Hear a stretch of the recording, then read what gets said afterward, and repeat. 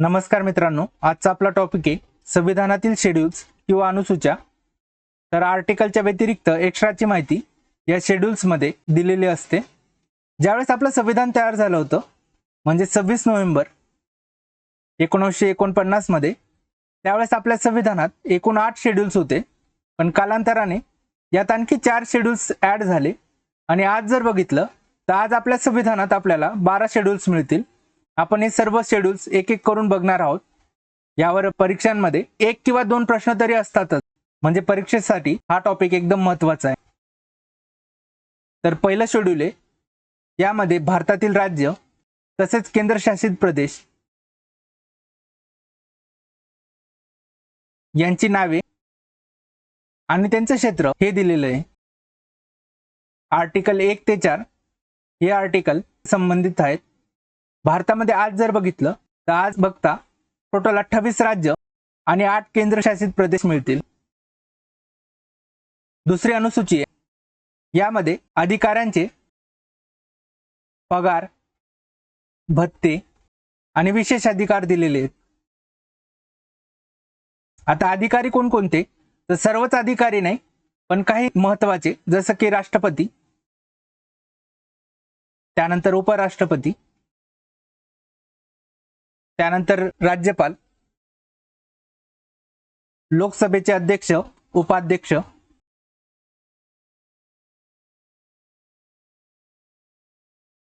तसेच राज्यसभेचे पण अध्यक्ष उपाध्यक्ष,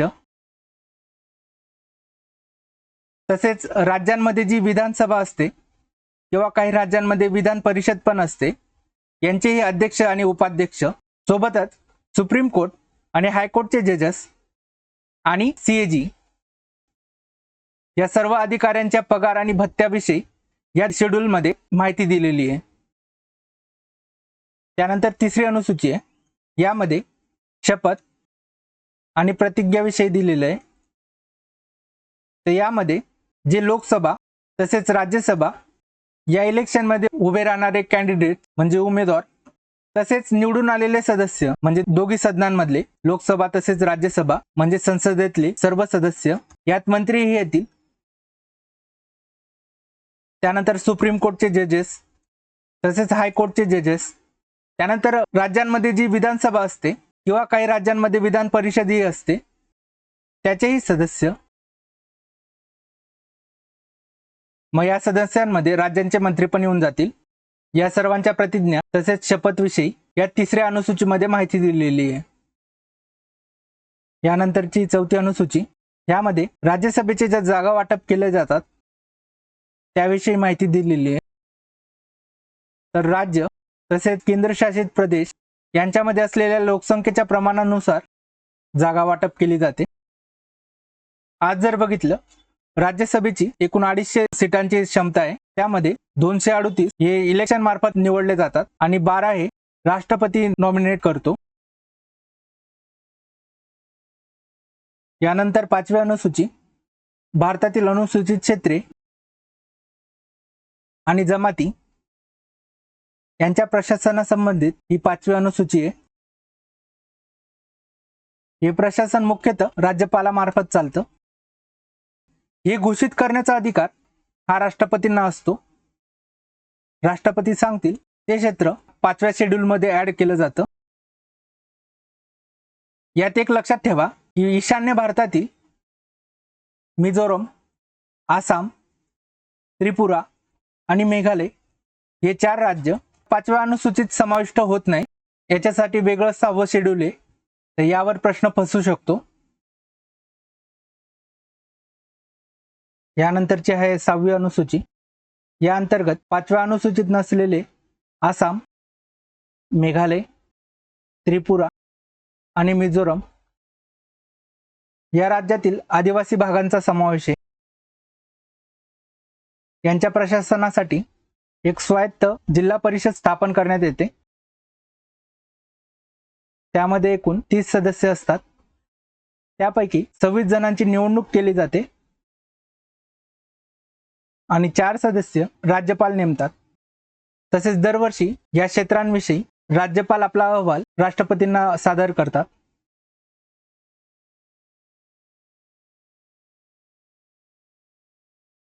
यानंतर पुढची आहे 7वी अनुसूची. यामध्ये केंद्र तसेच राज्य या दोघांच्या कायदे करण्याच्या शक्तीचे विभाजन करण्यात आले. या अंतर्गत 3 सूच्या दिल्या आहेत. त्यामध्ये पहिली सूची संघ सूची.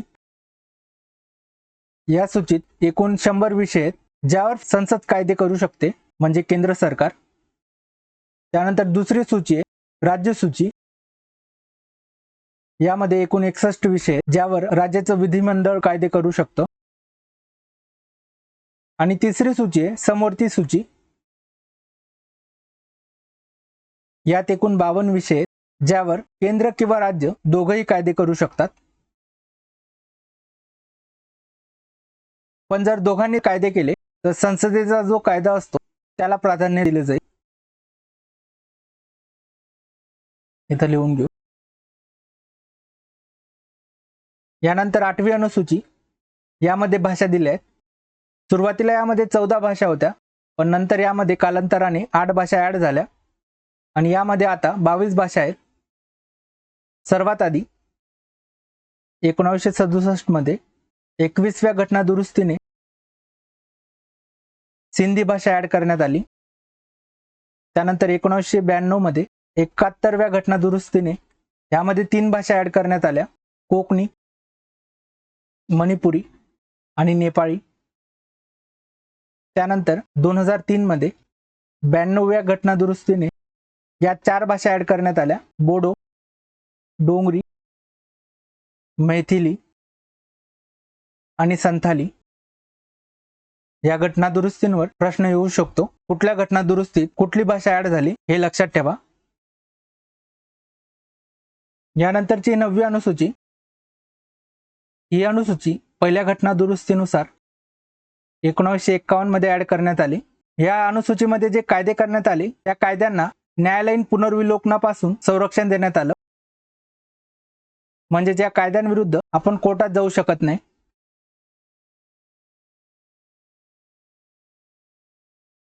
पण 2007 मध्ये जो निर्णय आलाय त्यानुसार संविधानाचं बेसिक स्ट्रक्चर आहे न्यायालयीन पुनर्विलोकन, त्यामुळे हे हिरावून घेता येत नाही आणि म्हणून या कायद्यांविरुद्ध आपण कोर्टात जाऊ शकतो.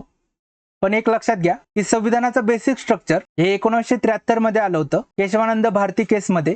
त्यामुळे 24 एप्रिल 1973 केसची तारीख, या तारखेनंतर जे कायदे करण्यात आले त्या कायद्यांसाठीच आपण कोर्टामध्ये जाऊ शकतो आणि या 1973च्या आधीच्या कायद्यांना 9व्या अनुसूचीनुसार संरक्षण मिळतच राहणार. तर 9वी अनुसूची तुम्हाला समजली असेल. यापुढची आहे 10वी अनुसूची. ही अनुसूची 52व्या घटना दुरुस्तीने 1985 मध्ये जोडण्यात आली. ही अनुसूची पक्षांतर बंदी कायद्यासंबंधित आहे.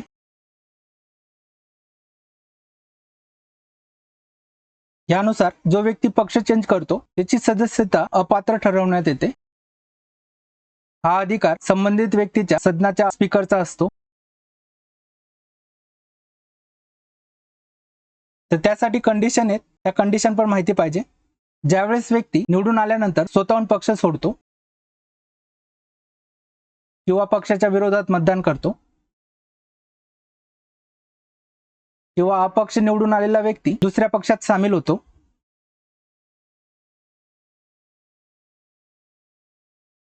किंवा नामनिर्देशित व्यक्ती 6 महिन्यानंतर एखाद्या पक्षात सामील होतो.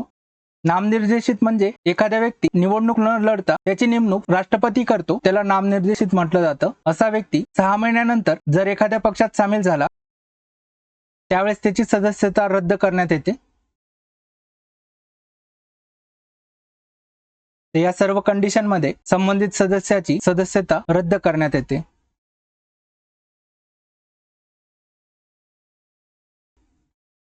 यानंतर पुढच्या आहे 11वी आणि 12वी अनुसूची. या दोघं अनुसूच्या अनुक्रमे 73 आणि 74व्या घटना दुरुस्तीने 1992 मध्ये जोडण्यात आल्या. या 11वी अनुसूची पंचायती राज संबंधित आहे, म्हणजेच ग्रामीण भागासाठी. यात 29 विषय आहेत. 12वी अनुसूची ही नगरपालिका संबंधित आहे, म्हणजे शहरी भागासाठी. यात टोटल 18 विषय आहेत. तर अशा प्रकारे आपण सर्व 12 शेड्यूल्स बघितले आणि आय होप यावर विचारलेला कुठलाही प्रश्न तुमचा चुकणार नाही.